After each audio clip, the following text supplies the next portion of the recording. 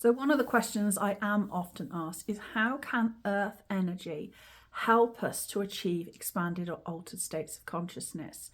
Now, if ever you visited a sacred site like Stonehenge, Avebury, the pyramids, Machu Picchu, all these kind of spaces that have sacred geometry built into their proportions, you will know that there's something special about these places. So we look at it and we think, why did our ancient ancestors build this structure on this site and to these proportions?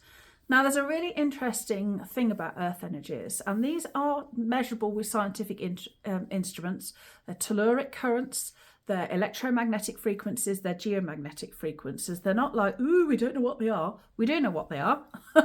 And what happens is, on a normal base layer, so this is the surface of the earth, where there are normal sort of standard frequencies of electromagnetism going across the earth. And at certain sites, due to caverns, fissures, fault lines, volcanic activity, this area spikes. We get a huge surge in this electromagnetic energy. What that does is stimulates the pineal gland, though otherwise known as the third eye, to change the nature of the neurochemistry in your brain. There are other triggers for this as well. It's changes in the light spectrum. So when we go from the blue-green spectrum of daylight into the red-orange spectrum of night, that triggers the brain to stimulate different neurochemistry in the brain.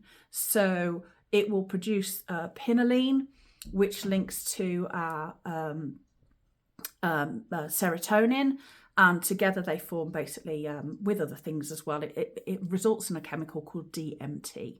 That is, if you take it as ayahuasca, it's a class A hallucinogen, but that's our dream particle. So we all know when we're asleep, we kind of exist in another reality, another awareness. So earth energy can induce this dreamlike states when we are awake.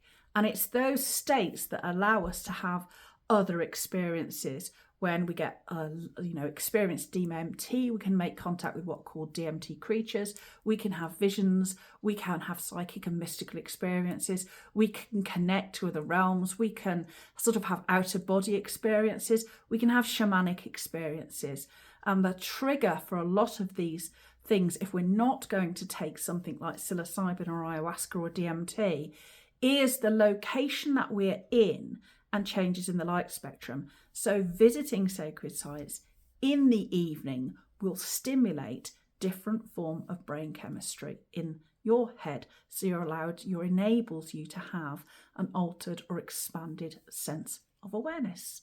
This is why sacred sites are so important. And I think this is a lost connection with the earth, that we forget how intimately entwined our own body is with the cycles, with the seasons, with the movement of the air, the earth through the cosmos, with the cycles of the moon. We in modern society have kind of lost this connection. And this is really important to geomancy. Geomancy recognised our connection with the divine feminine through really existing on the earth. It saw the earth as a container of the divine feminine creative principle. And from that, everything is born. So the earth enables us to tap in, by its very nature, it enables us to tap into our human potential.